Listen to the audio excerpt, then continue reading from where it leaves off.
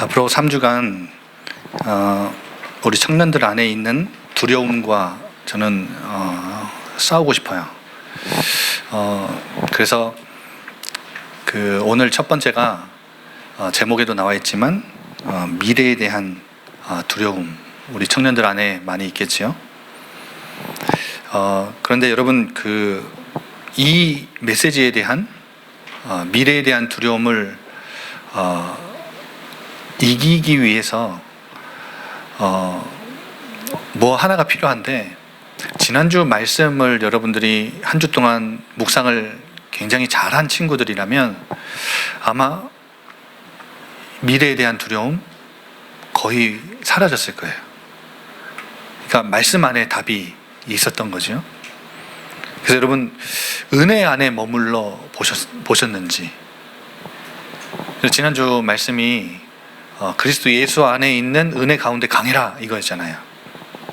그러면 내가 그리스도 안에 있다는 거, 내가 하나님의 은혜로 그리스도 안에 그 축복 속에 하나님의 자녀가 됐다는 거.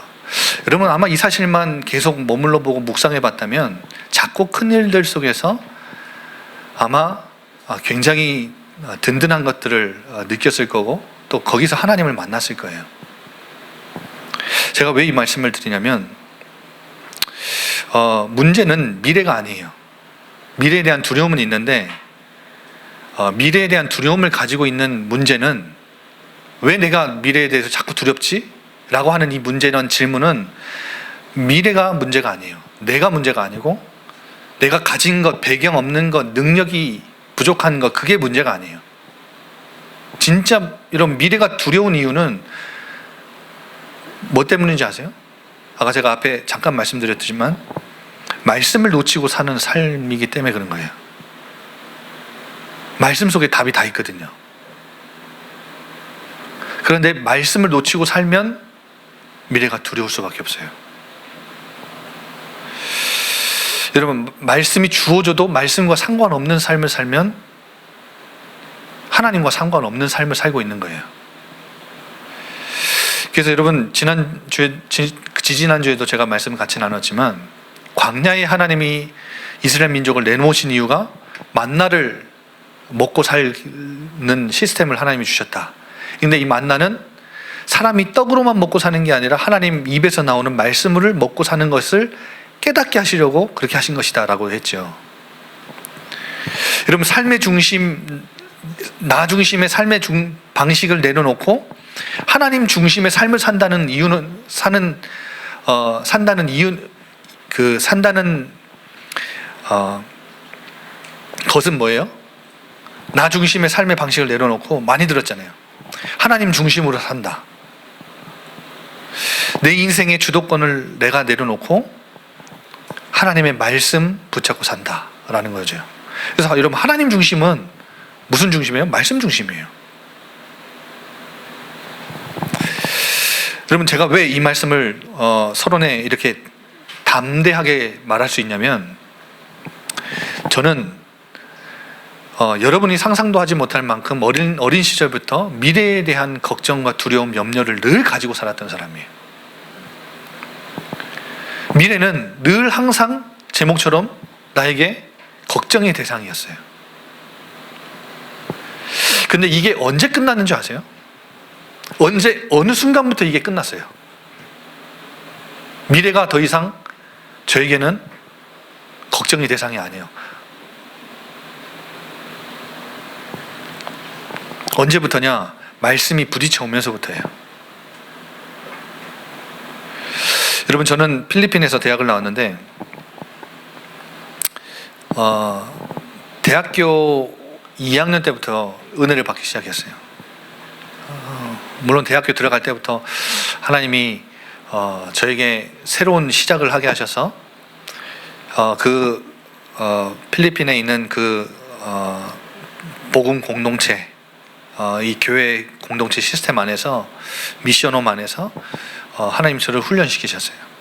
그런데 잠깐 아버지가 군대 제대해서 이렇게 말년 휴가를 나왔는데 갑자기 필리핀을 가래요. 하고 한번 3개월만 여행 갔다 오래요. 갔어요. 근데 그 3개월이 하나님이 저를 변화시키시고 붙드시는 은혜를 부어주시는 시간이 됐어요. 하고 대학을 가야 되겠다. 여기서 이 공동체 안에서 훈련도 받고 대학을 가야 되겠다. 그래서 대학을 갔는데 대학교 2학년 때 3학년 때쯤 됐을까요? 제가 매주 월요일만 되면 하는 루틴이 있어요. 주일날 헌신봉사 다 하고, 우리는 이렇게 시스템이 다 갖춰져 있었잖아요. 근데 필리핀은 장소를 빌려서 사용했기 때문에 호텔 그 장소 이제 모임할 수 있는 공간을 빌려서 썼기 때문에 스피커, 앰프, 드럼, 키보드 다 저희가 손수 날랐어야 됐어요. 손수 날라서 설치하고 세팅하고 예배 준비하고, 그리고 저는 주보를 거기 4년 있었는데 3년 반 동안 주보를 제가 다 했어요. 매일 아침 주일날 프린터기도 없으니까 또 200명, 300명의 랩런트들이 있으니까 그 랩런트들 함께 200부, 300부의 주보를 만들기 위해서 매 주일 아침에 일찍 나가서 주보 준비하고 인쇄하고 그걸 가지고 교회 가서 세팅하고, 우리 랩런트 몇 명하고 같이. 그런데 대학교 2학년 때 3학년 때인가 월요일날 아침에 항상 주일날 그렇게 사역하고, 사역도 아니죠. 그냥 여러분 나이 때에 그냥 헌신한 거죠. 그런데 월요일만 되면 항상 학교를 가기 전에 한국 PC방을 들렸어요. 하고 한국 PC방에 가서 뭘 했냐면 주간 메시지를 녹취록이 있습니다. 그걸 올라온 걸 항상 프린트 해가지고 가방에 넣고 맨날 며칠을 읽으면서 다녔어요. 근데 어느 날 한 번은 아직도 기억이 나요. 이런 여러분 지금 있는 그런 차디찬 바닥이에요. 학교 복도에 뭐 좋은 의자도 없어요. 필리핀 학교는 좀 시설이 열악해서 그냥 쉬는 시간에 그냥 이런 복도에 앉아가지고 그냥 그거 꺼내서 시간 날 때마다 읽는 거예요. 그런데 그때 마태복음 강의였던 것 같아요. 마태복음 강의인데 마태복음 17장 13절 14절 딱 이 말씀이, 그 말씀을 읽는 중에 제게 탁 다가오는 거 있죠. 좁은 문으로 들어가라. 멸망으로 인도하는 문은 크고 넓어 들어가는 자가 많지만 생명으로 인도하는 문은 좁고 길이 협착하여 찾는 자가 적음이라. 물론 이 마태복음 7장의 좁은 문은 생명의 문, 생명의 길, 예수 그리스도를 믿는 길, 이런 길을 의미하지만 저에게 있어서, 제 인생에 있어서 저에게 좁은 길은 어떤 길이었냐면 목회자의 길이었어요. 왠지 아세요? 얘기를 들어보신 분들도 계시겠지만 저는 저희 아버지가 목사님이신데 제가 아주 어릴 때 초등학생 때였던 것 같아요. 저희 삼촌이 놀러 와가지고, 제주도 놀러 와가지고 저한테 물으시더라고요. 성산아, 너 커서 뭐가 되고 싶니? 제가 뭐라 대답했냐면 목사 빼고는 다 할 거예요 이랬어요. 초등학생 때. 목사 빼고 돈 버는 건 아무거나 다 할 거예요 이랬어요. 얼마나 그게 상처가 됐는지. 근데 여러분, 저는 이 말씀이 저에게 어떻게 다가왔냐면 이 좁은 문이 제 인생에서는 목회의 길에 들어서는 거였고, 넓은 문은, 많은 사람들이 찾는 문은 그냥 제가 지금 상처 때문에 돈 벌기 위한 문이었던 거예요. 돈 버는 게 나쁜 거 아니에요. 그렇죠? 돈 버는 게 뭐 멸망으로 가는 길이다, 그 말을 하는 게 아니에요. 제 인생에 있어서 좁은 길은 목회자의 길이었어요. 그런데 이때 이 말씀이 저에게 다가왔을 때 확신도 아니었어요. 그냥 의문이었어요.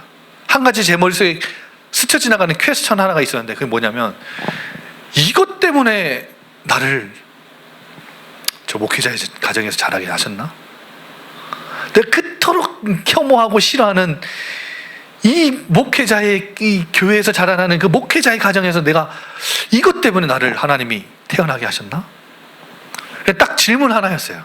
이 길을 가게 하시려고 나를 그렇게 태어나게 하셨나? 확신도 아니었는데, 의문이었는데, 그때부터 제 과거가 상처가 아닌 발판이 됐어요. 이게 퀘스천 마크가 이제 확신이 되는 거 있죠. 아, 나를 하나님이 목회자로 부르셨구나. 여기에 대한 소명이 말씀을 통해서 발견되니까 그때부터는요, 진짜 죄송한 말이지만 미래에 대한 걱정이, 염려가 하나도 없더라고요. 다 사라졌어요. 제가 뭐 전도사를 하겠다고 와가지고 뭐 RTS를 신학교 이제 그 목회자를 하려면 신학교를 가야 되잖아요. RTS를 가려고 이제 필리핀에서 난 들어가면 RTS 갈 거야. 그냥 난 막연히 그러고 있었어요. 근데 RTS에서 가까운 거리 수도권에 있는 송파에 있는 한 교회에서 연락 와가지고 너 필리핀 들어오면 필리핀에서 들어오면 어디 신학교 간다는 소식을 듣고 저한테 전화가 와서 필리핀에 있는데 전화가 온 거예요. 여기 교회 와서 전도사로 사역하면서 신학교 보내주겠다고. 아니 제가 뭐 가서 로비를 한 것도 아니고 제가 뭘 얘기한 것도 아니에요. 그런데 전화가 와가지고 저를 부르신 거예요. 전도사가 뭔지도 모르고 그냥 가서 목사님한테 인사했다가 그냥 그날부터 전도사를 시작했어요. 학교도 보내주시고 그리고 우리 와이프도 만나고. 다들 반응이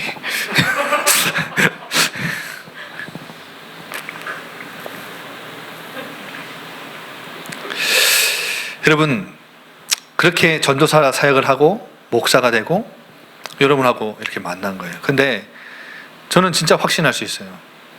그날 그 이후부터 제 삶에 미래에 대해서, 물론 여러분 어디를 가야 될지 무엇을 해야 될지 이 부분에 대한 고민이 사라진 건 아니에요. 기도는 하죠.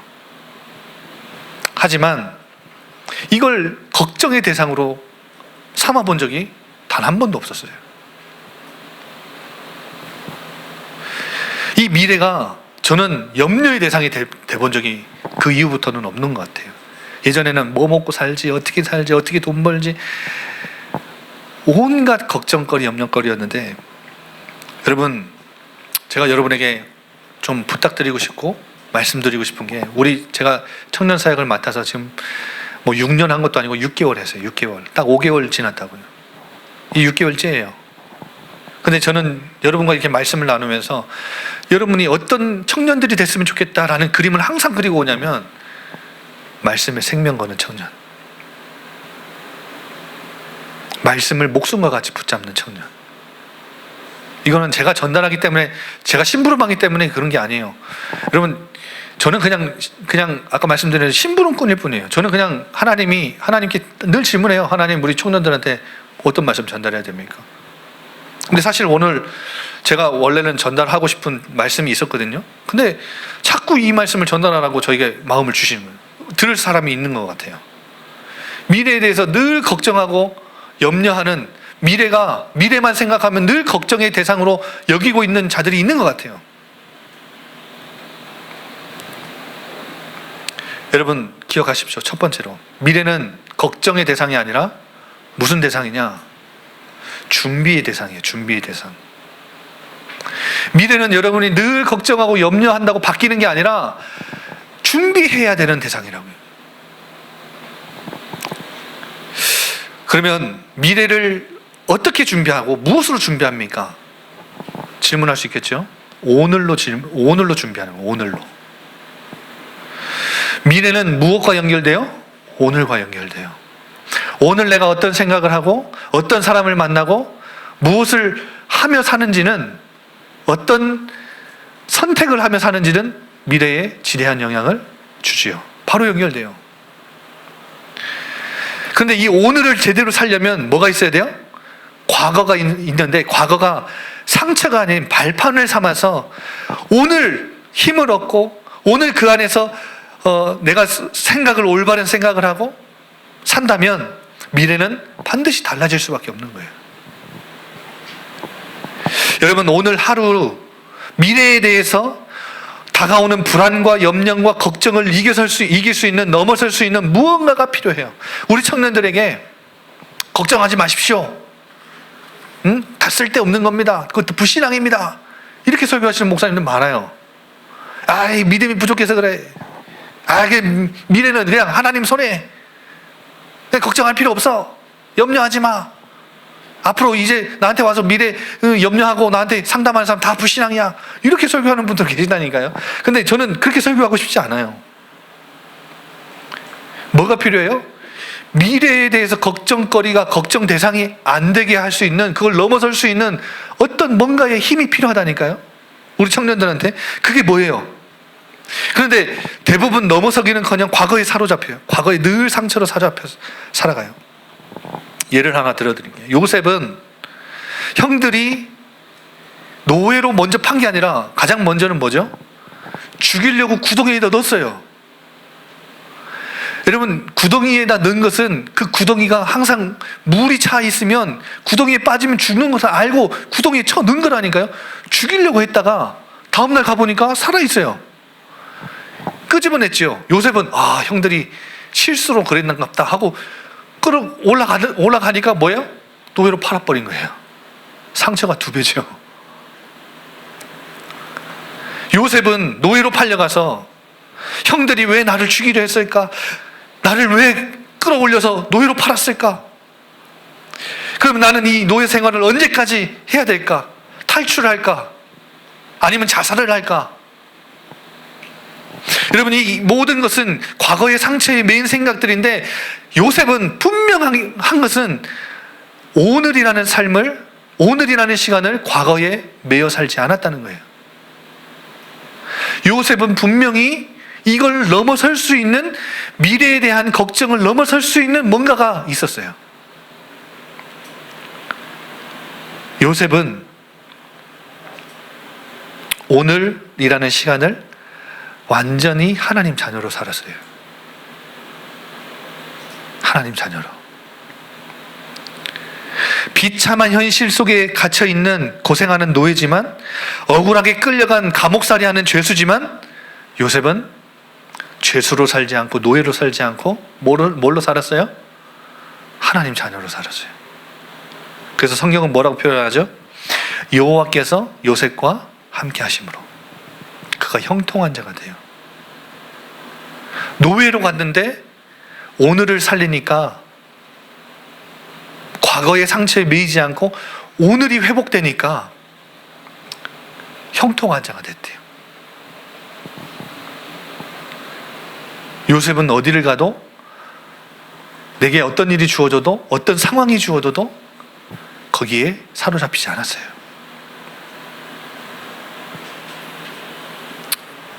여러분, 미래는 걱정과 염려의 대상이 아니라 무슨 대상이에요? 준비해야 될 대상이에요. 오늘이 중요하다 그랬죠? 그럼 요셉과 같이 오늘을 성공시키세요. 오늘을 성공시키면 돼요. 이게 2번째 대지예요. 오늘을 성공시킨다라고 했을 때, 목사님 어떤 의미가 담겨져 있습니까? 불신자들처럼 뭐 책을 읽어라, 뭐 공부를 해라. 물론 여러분, 매일 공부 조금씩 하는 게 시험 때 와서 벼락치는 것보다 훨씬 더 효과적인 거 아시죠? 공부 잘하는 친구들은 항상 예습 복습을 매일 꾸준히 하더라고요. 매일 30분, 1시간씩 책상에 앉아있는 시간이 있더라고요. 그 시간 무시 못합니다, 여러분. 그런데 저는 오늘을 성공시켜라 라고 했을 때 그런 육신적인 거, 뭐 학적인 거 이런 걸 말하려고 하는 게 아니라, 영적으로 오늘을 성공시켜라 했을 때 어떤 의미가 있어요?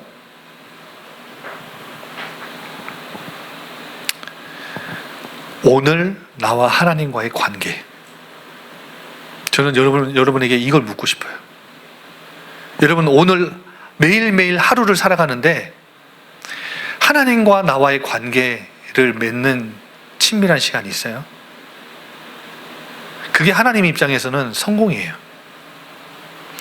요셉과 같이 매일 하루하루 그 고된 날들을 노예로 살지 않고, 죄수로 살지 않고, 과거의 상처에 매여 살지 않고 하나님과 함께하는 비밀을, 축복을 누릴 수 있었던 것은 뭐예요?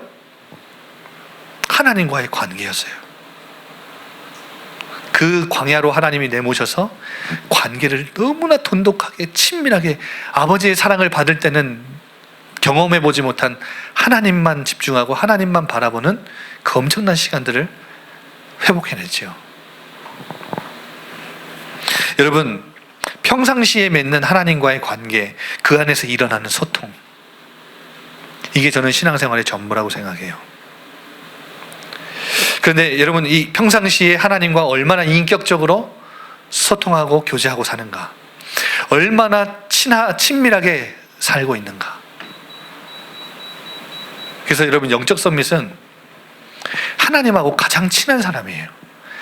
이 중에 여러분, 우리 중에 가장 높은 서밋의 자리에, 영적 서밋의 자리에 서 있는 사람은 목사가 아니에요. 직분 아니라니까요. 신앙 연수 아니고 부모의 직분 아니에요. 부모님이 장로님이라고 목사님이라고 여러분 서밋인 줄 아세요? 아니에요. 절대 그렇지 않아요. 여러분이 매일 평상시의 삶에 하나님과 얼마나 친한 관계를 맺고 사느냐. 하나님과 가장 친한 사람이 영적 서밋이에요. 그런데 여러분, 평상시에 하나님과의 관계를 어떻게 맺고 있는지는 잘 드러나지 않지요? 잘 안 드러나요. 평상시엔 몰라요. 숨겨져 있어요. 언제 가장 잘 드러나는지 아세요? 아, 이 사람이 진짜 하나님과 뭐가 있다. 친한 사람이다. 평상시에 관계를 맺는 사람이다 라는 것이 언제 딱 두드러지게 딱 눈에 보일 때가 있고 느껴질 때가 있어요. 그때가 언제인지 아세요? 문제, 위기, 사건 만났을 때. 문제와 사건과 위기가 딱 찾아오면 그 사람이 평상시에 하나님과의 관계를 어떻게 맺고 살았는지, 얼마나 하나님과 친밀한지, 얼마나 하나님의 마음을 알고 있는지 딱 그때 티가 나요.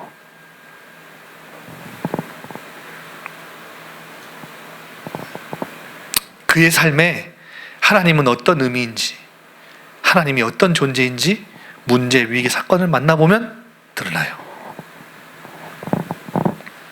그래서 여러분, 우리 여자분들, 특히 여자분들 연애하고 있으면 만나자마자 결혼하지 말고 한 몇 년은 만나보라 그러죠. 이유가 뭐예요? 이유가 뭐예요? 이 남자가, 그리고 내 이성 교제하는 이 대상이 이런 상황도 만나고 저런 상황도 만나고 이럴 때는 어떻게 하는지, 저럴 때는 어떻게 하는지 한 1년 넘게는 봐야, 여러분 청년국 졸업 못하게 만드는 거 아닙니다. 1년 넘게는 봐야 알 수 있어요. 진짜 문제를 만나면 그 사람이 드러나요. 저희 와이프가 비웃잖아요. 저희는 3개월, 4개월 만에 결혼했거든요.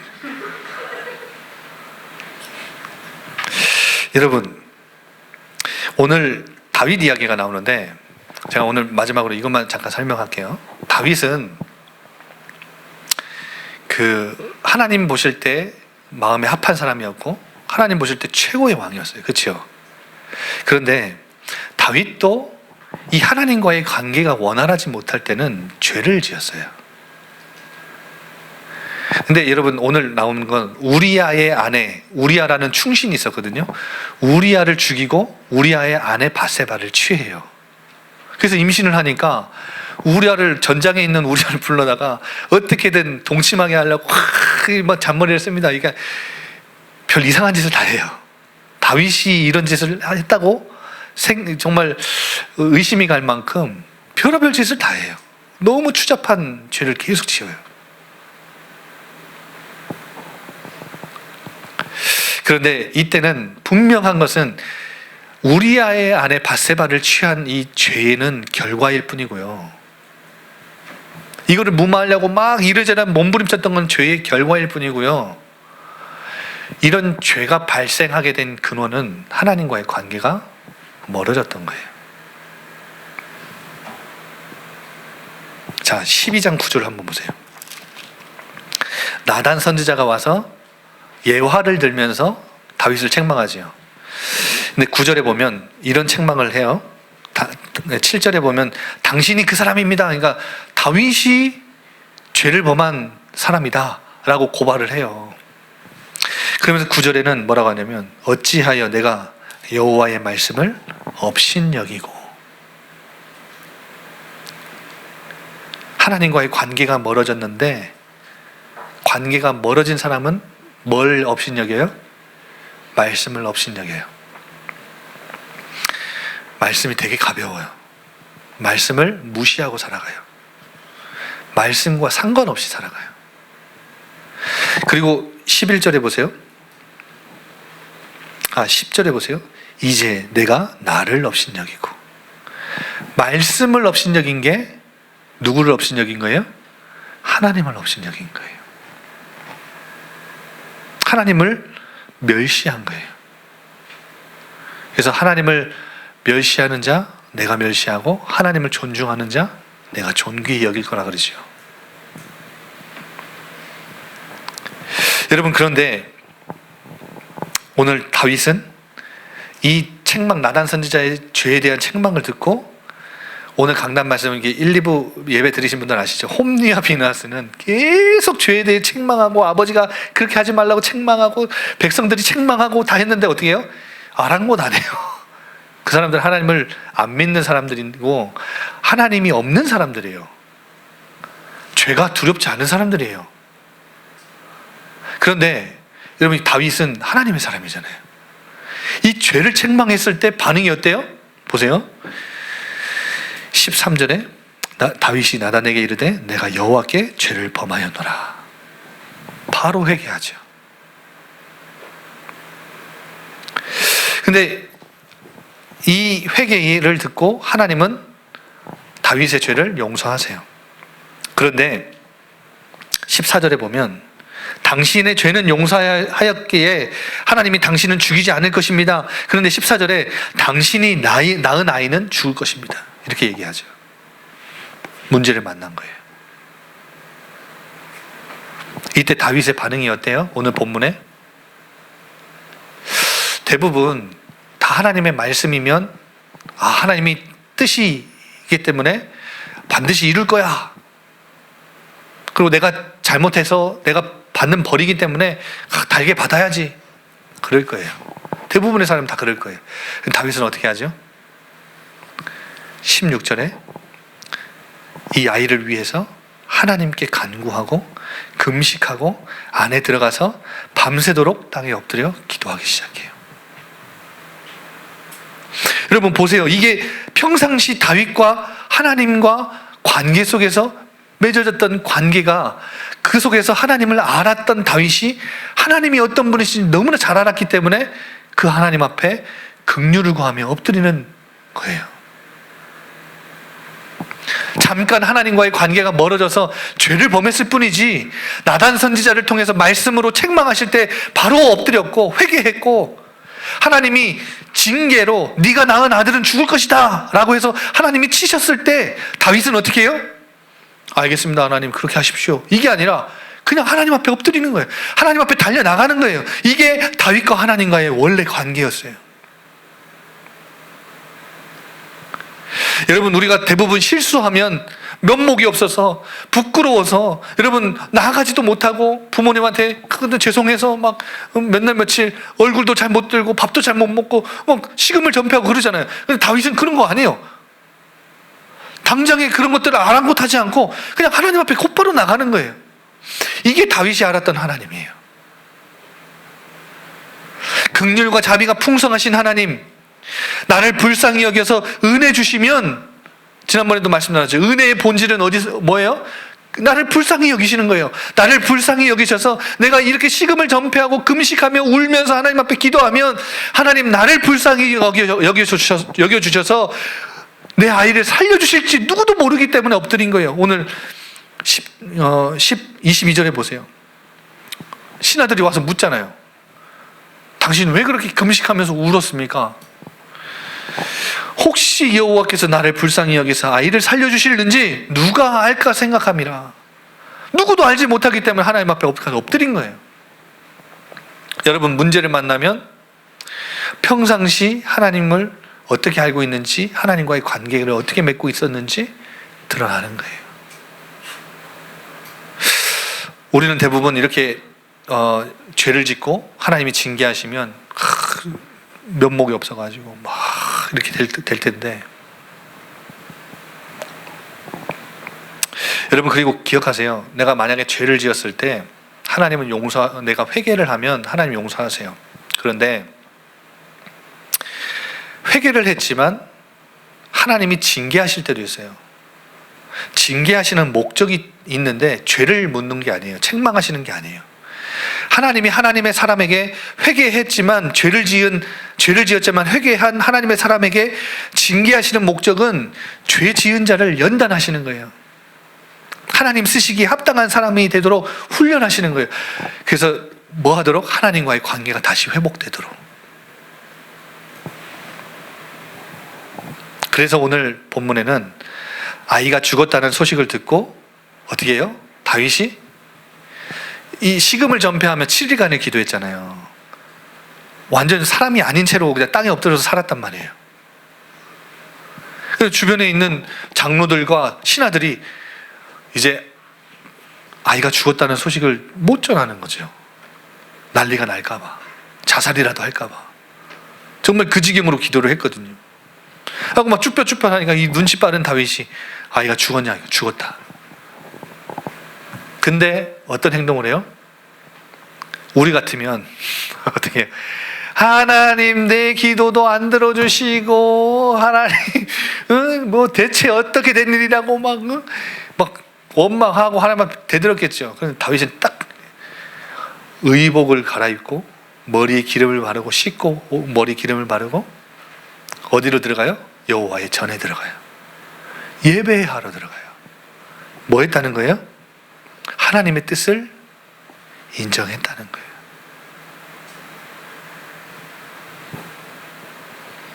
하나님을 업신여겼던, 말씀을 업신여겼던 다윗이 이 일주일간의 금식 기도와 하나님 앞에 울며 불며 엎드렸던, 매달렸던 이 기도를 통해서 하나님을 경외하는 마음이 회복됐고, 하나님을 하나님으로 인정하게 됐고, 하나님을 인생의 삶의 최우선에 두게 됐고, 하나님을 삶의 중심에 딱 두게 됐어요. 다시 하나님과의 관계가 회복된 거예요. 여러분, 이거예요, 이거. 하나님은 우리를 징계하시는 목적은 야, 너 또 죄 지었어? 이게 아니라 우리를 책망하고 고발하시려는 게 아니라 뭐예요? 내게 와. 난 다른 것보다 너를 원해.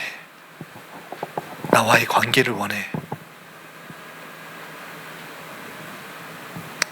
여러분, 그리고 일어나서 뭐하죠? 식사를 차려서 먹지요. 그럼 신하들이 다윗 왕님 어떻게 죽기 전에는 그렇게 미친 듯이 기도하더니 아이가 죽었는데 살았으면 몰라도 이렇게 다시 밥 먹고 하는 게, 정상 생활을 하는 게 살았으면 몰라도 죽었는데 이런 행동을 한단 말이에요. 이해가 안 되니까 묻죠. 그때 23절에 보세요. 지금은 죽었으니 내가 어찌 금식하랴. 금식할 이유가 없다는 거예요. 하나님이 나를 불쌍히 여기지 않고 아이를 데려가는 게 하나님의 뜻이었고, 이 기도를 통해서 하나님과의 관계가 다시 회복됐고, 내가 다시 그 아이를, 생명을 되돌릴 수 있는 능력이 없다는 것을 다윗은 알았어요. 생사화복의 주관자가 누구예요? 하나님인 것을 철저히 인정한 거예요. 인생의 주인의 자리에 잠시 다윗은 내가 섰지만, 내가 서서 여러분 부하도 데려와서 죽이고 전장에 내보내서 죽이고 부하의 아내도 그냥 자기 맘대로 취하고, 그러니까 인생의 자리에 진짜 여러분 세상의 왕처럼 딱 한 번 군림했던 거예요. 인생의 주인의 자리에, 이 나라의 통치자의 자리에, 진짜 왕의 자리에 자기가 서봤던 거예요. 그런데 그 자리에 완전히 내려와서 하나님을 주인의 자리에, 하나님을 이 나라의 통치자의 자리에, 왕의 자리에 다시 높여드리는 거죠. 여러분, 오늘을 성공시키세요. 제가 뭘 말씀드리려고 이 다윗 이야기를 가지고 왔냐면, 오늘 나와 하나님과의 관계, 평상시 맺는 하나님과의 관계, 오늘에 의해서 미래는 걱정할 대상이 되기도 하고 이렇게 준비의 대상이 되기도 합니다. 오늘 여러분 매일의 하루하루의 삶을 하나님과 어떤 관계를 맺고 사십니까? 말씀으로 임재하신 하나님을 여러분 묵상하고 계십니까? 삶에 이 말씀을 적용하며 살고 계십니까? 그러면 반드시 하나님은, 말씀 가운데 임재하신 하나님은 우리 삶에 말씀으로 우리를 작고 큰 일 속에서 하나님을 체험하게 하시는데요. 여러분, 이 체험이 청년 때 없으면 평생 신앙생활 하는데 굉장히 두리뭉실한 신앙생활을 하게 돼요. 여러분, 이 하나님을 체험하면 뭐 하게 돼요? 하나님을 알게 돼요. 아, 하나님이 이런 분이구나. 다윗은 이전에 인생의 수많은 고비들 속에서 긍휼이 풍성하신 하나님을 알았어요. 생사화복의 주관자 되신 하나님을 이미 알고 있었어요. 잠깐 놓쳤던 거예요. 관계가 멀어져서. 여러분, 하나님을 알게 되고 나를 알게 돼요. 그러면 내 미래까지도 주장하시는 분이 하나님이신 것을 믿게 되고 맡기게 되죠. 제가 조카가 3명이 있는데 첫 번째 조카가 하준이에요. 하준이가 아주 어릴 때 교회 딱 데리고 오면, 여러분 지금 그 성령책 놓고 있는 거기 있죠. 여기다 딱 올려가지고 작은 아빠한테 뛰라고, 뛰어보라고. 여러분 이런 장난 많이 해봤죠, 아이들한테. 처음에는 안 뛰어요. 막 이렇게 하죠. 근데 작은 아빠가 남이 아닌 것을 이 아이가 인지하고, 작은 아빠한테 뛰어도 몸을 다 던져도 작은 아빠가 받아줄 수 있는 힘이 있다는 것을 알고, 한 번, 두 번 이렇게 몸 기대면서 이렇게 던져봤을 때 작은 아빠가 받아주고 안전한 걸 알면, 그때부터는요 어떻게 뛰어요? 그냥 두 손 두 발 다 놓고 그냥 펄쩍 뛰어요. 펄쩍. 온 몸을 던져요. 제가 받아줘요, 안 받아줘요? 받아줘요. 어떨 때는 제가 아찔해, 딴 데 보고 있을 때 뛰면 받아줘요. 여러분, 아이도 관계가 형성되고 든든한 걸 알고 한두 번 경험하면 온몸을 맡기듯이, 우리도 하나님을 알고 하나님을 체험하고 하나님을 알면 내 모든 걸 다 맡겨도 괜찮아요. 그렇게 돼요. 그런데 아까 앞에 말씀드린 대로 어떤 목사님들이 너네 미래 걱정하는 거 다 불신앙쟁이들이라고, 하나님도 안 믿냐고 막 이러면서, 하나님 믿으라고 막 이러면서 설교하시는 목사님들 보면 참 대단하다. 인간성을 완전히 배제한 목사님들이다, 이렇게 생각이 들 때가 많아요. 여러분, 우리는 인간인지라 하나님을 체험하고 하나님을 알면 어떻게 돼요? 하나님께 맡길 수 있게 돼요. 미래요 걱정하지 않아도 되는 대상이 되는 거예요. 여러분, 제가 이 메시지를 준비하면서 이 찬양이 계속 떠올랐어요. 이 찬양을 여러분 매일매일 하루하루 이렇게 살아가시면서 하나님과의 관계를 이 찬양을 가지고 한번 맺어봤으면 좋겠고요. 그리고 여러분의 오늘을, 매일매일을 성공시켜 봤으면 좋겠어요. 하나님과의 친밀한 관계, 평상시의 관계, 하나님과의 소통. 이 시간에 찬양하면서 하나님께 또 예물을 드리도록 하겠습니다.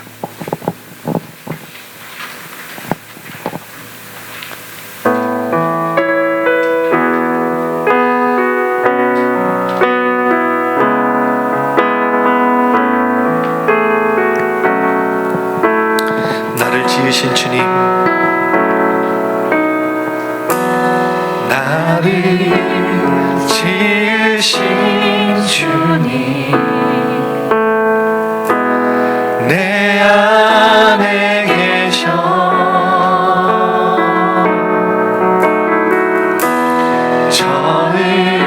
처음부터 내 삶은 그의 손에 있었죠. 처음부터 다시 한번 고백합시다. 나를 지으신 주님, 나를 지으신 주님, 내 안에 계셔.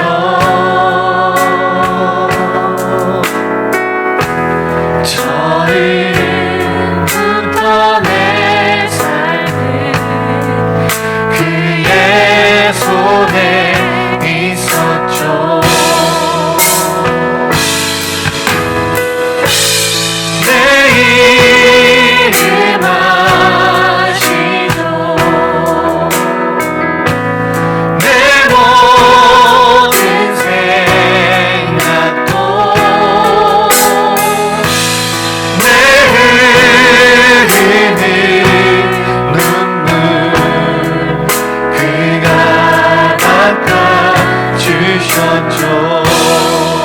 그는 내 아버지.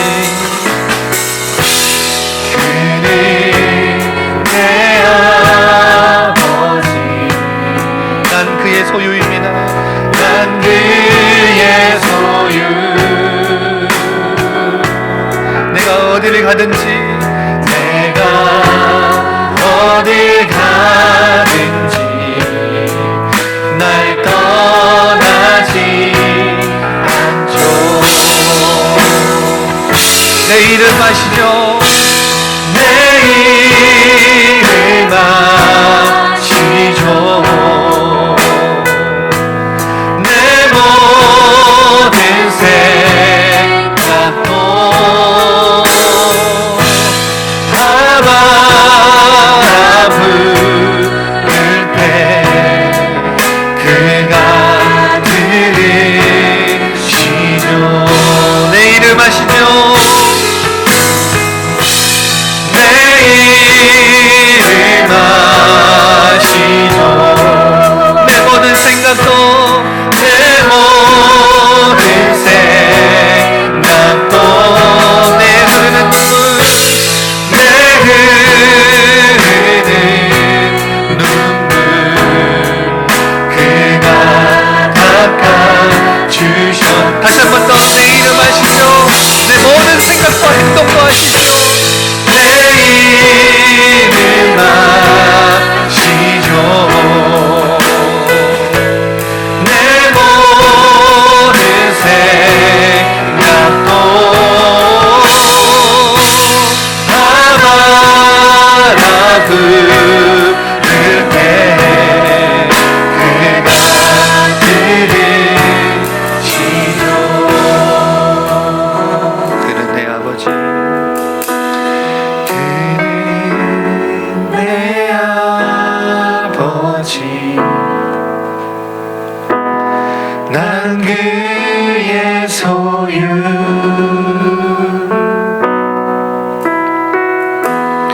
내가 어디 가든지 날 떠나지 않죠.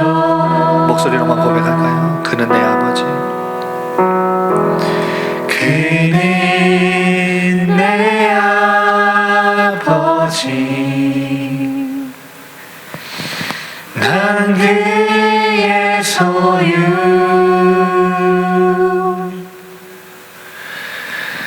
내가 어디 가든지 날 떠나지 않죠.